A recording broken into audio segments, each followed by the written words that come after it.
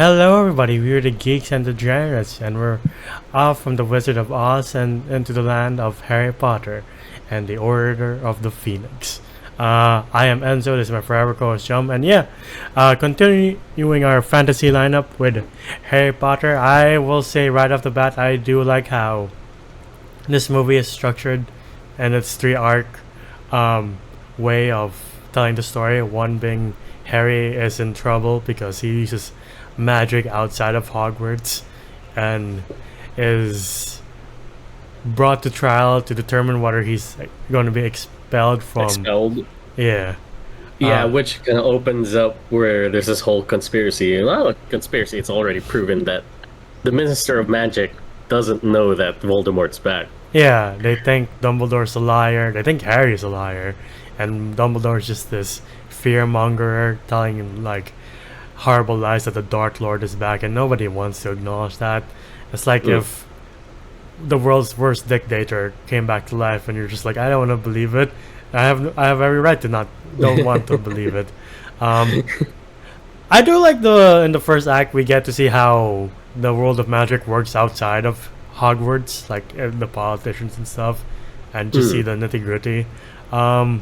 And I do like the fact that throughout this entire movie, Dumbledore is used sparingly, but when he's used, it's a cool fucking moment. Like when he first comes to the defense of Harry, you're like, yeah, that's why Dumbledore's the headmaster. That's why Harry needs him. Especially like the last showdown, spoilers, but like the last showdown between him and the Dark Lord. Yeah, like that was pretty cool. That was pretty cool. Pretty sick.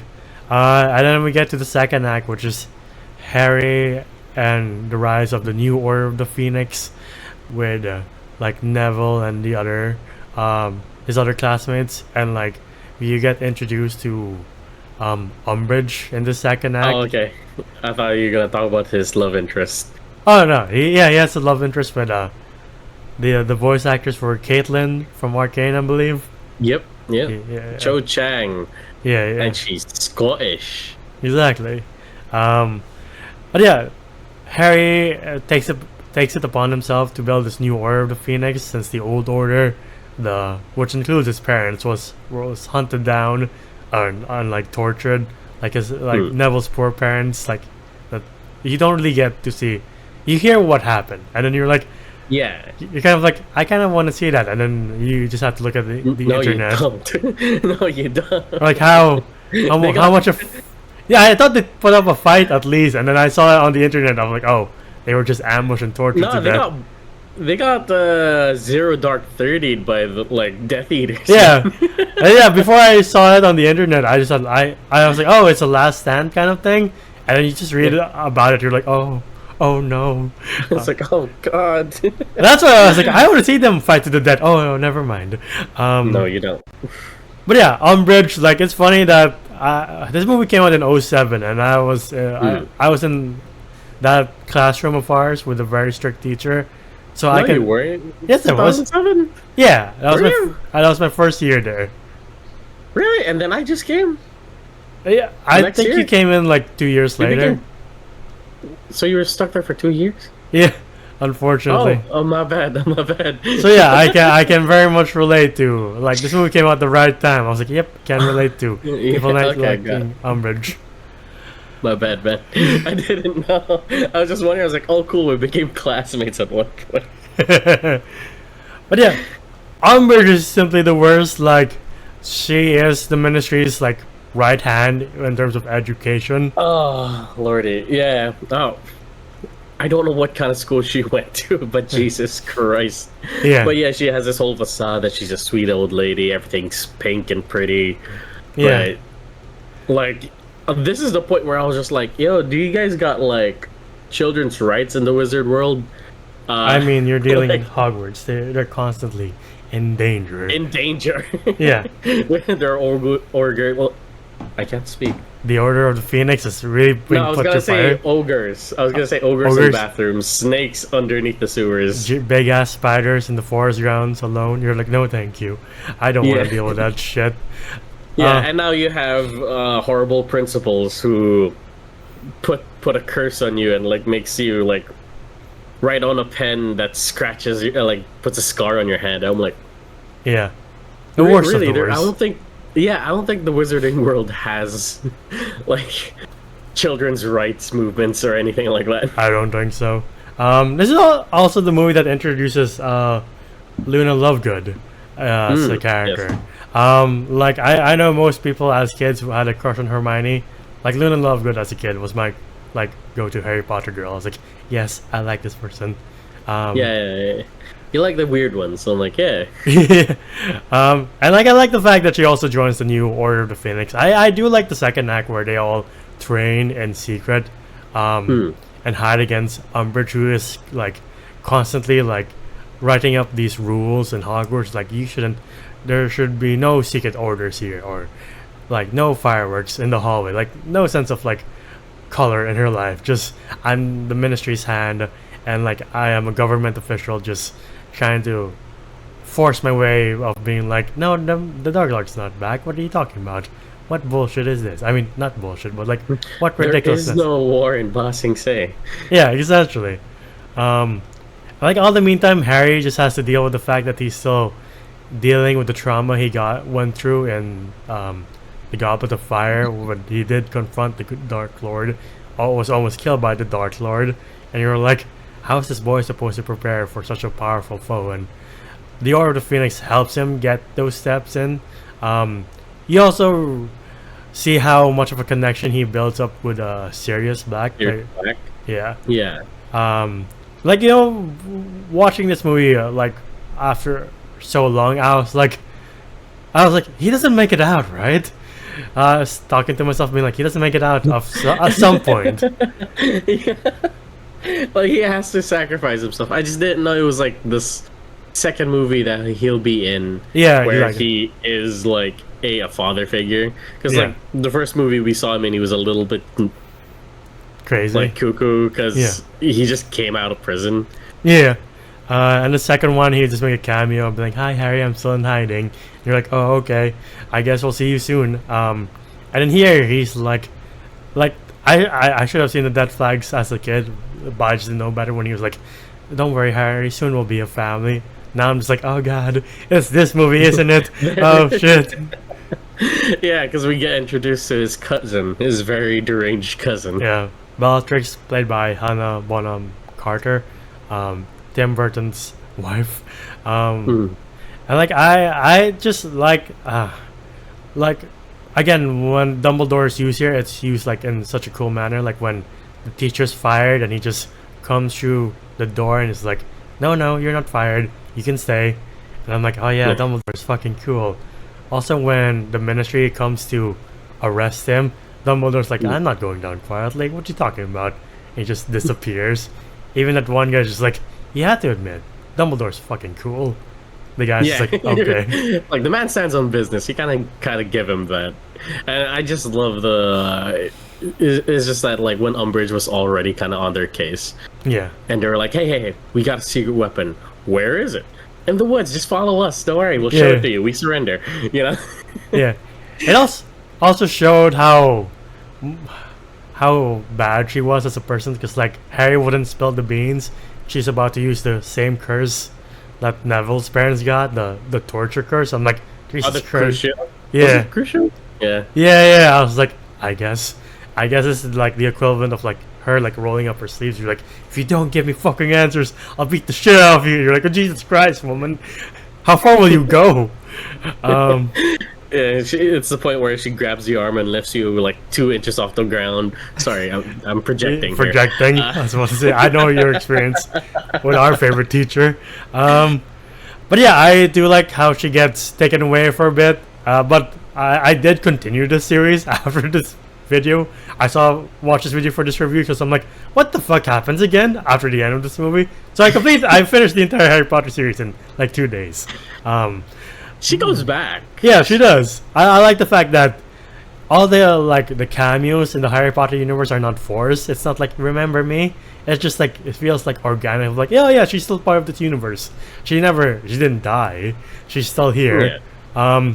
I do like that final showdown between the Death Eaters and the New Order of the Phoenix. Like, for a while, if you didn't know better, you would think that Lucius Malfoy was the main antagonist. Like if you didn't know about Voldemort, you're like, yeah, Jason Isaacs plays him so well.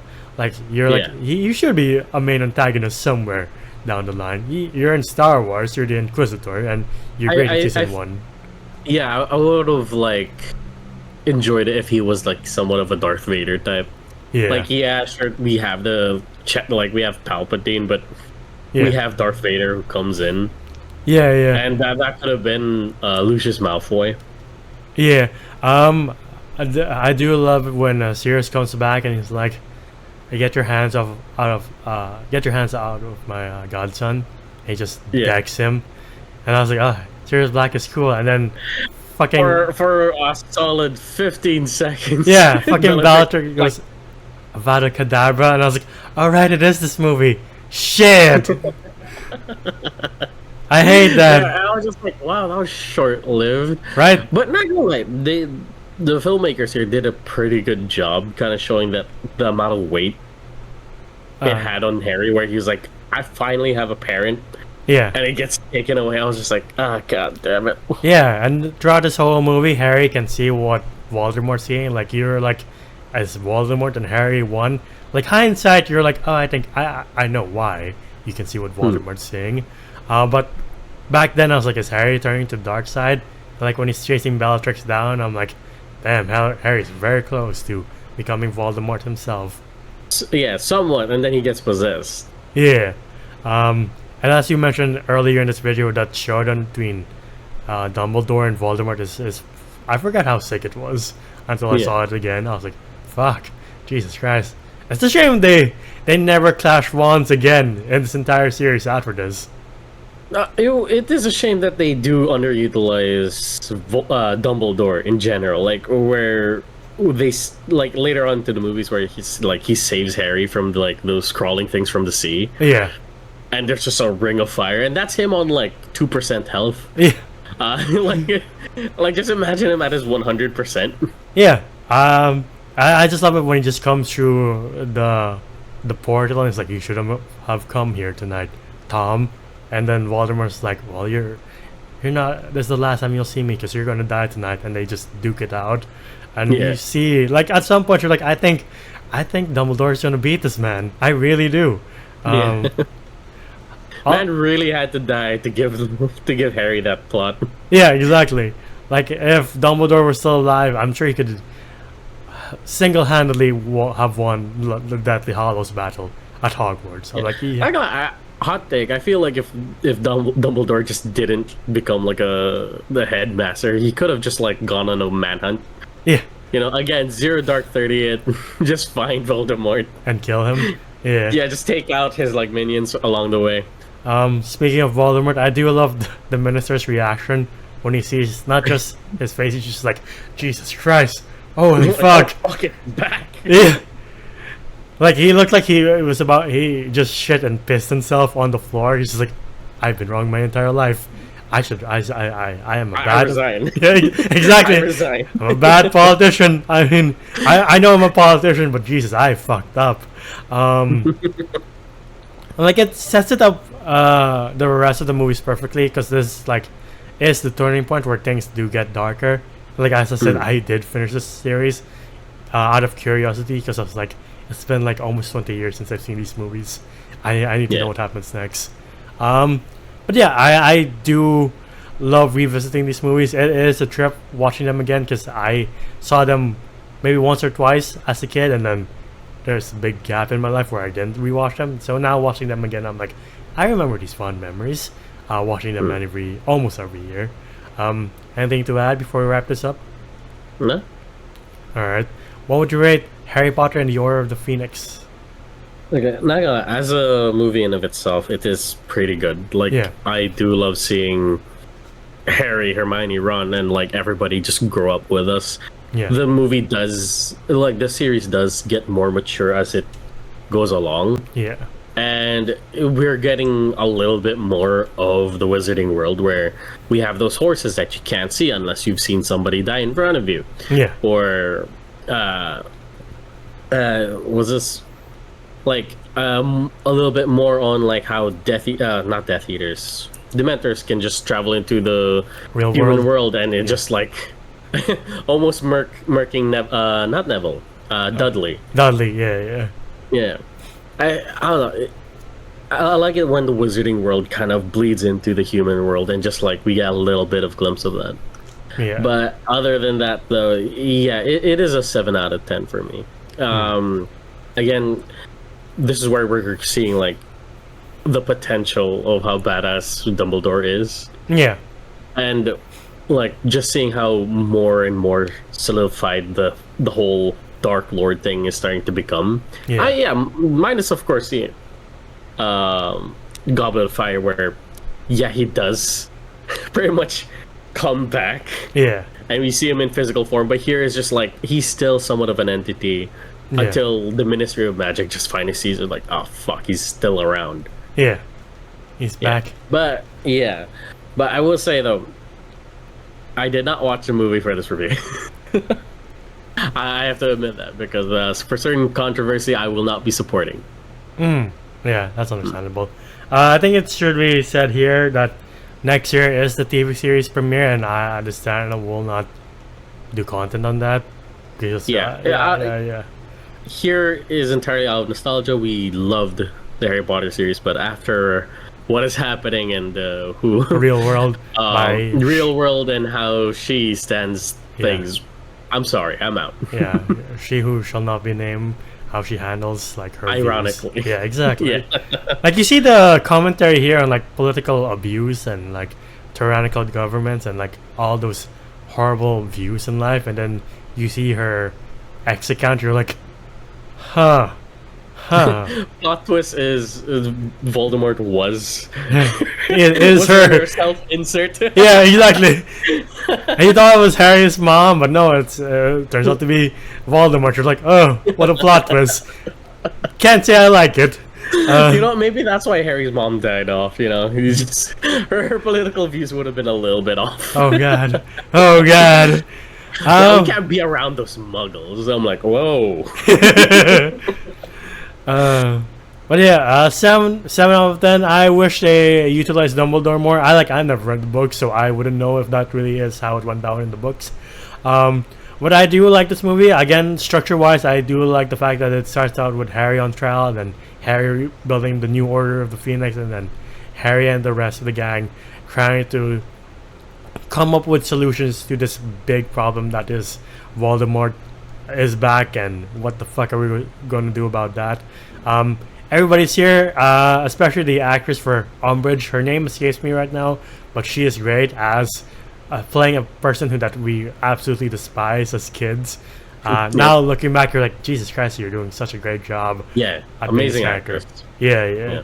And that's one of the reasons why I did like watching this movie, because I was like, you're really good at being someone I don't like in this movie. I hate you. Yeah. Great job. I also forgot to mention do get a brief moment of when Snape is teaching Harry how to resist the Dark Lord, that he starts smack talking his father, and you're like, why do you have beef with his dad? Thought you were a teacher. Why are you making this personal, man? Well, I guess his dad made it personal while they were in high school. Yeah, Mr. I'ma steal your girl. And you're like, oh damn, for Snape. But yeah, good movie and good continuation of the Harry Potter universe. Hopefully by this year we'll try to wrap up Harry Potter just in time to avoid the series premiere, because we're like, we don't want anything to do with that. Also, we won't do Fantastic Beasts, because that really is dealing with She Who Shall Not Be Named directly, because she wrote the script for that. But yeah, good movies, great childhood nostalgia. Again, to the audience members, what's your favorite entry in this long series? Or out of all the books, which one's your favorite? I don't think I've asked that before, but which one book is your favorite and why? Comment down below. If you want to see more of us here, please leave a like, subscribe, and ding the bell icon to get notified of when we upload next. We're also on Spotify and TikTok. TikTok to see your best and funniest moments. Spotify to hear us on the go. Individually, I'm those voices on TikTok and Wolf on Letterboxd. Where can I find you? You can find me at JomJoM_ on Instagram. It is my account. And until the next time, we'll see you then. Bye, everybody. Ciao.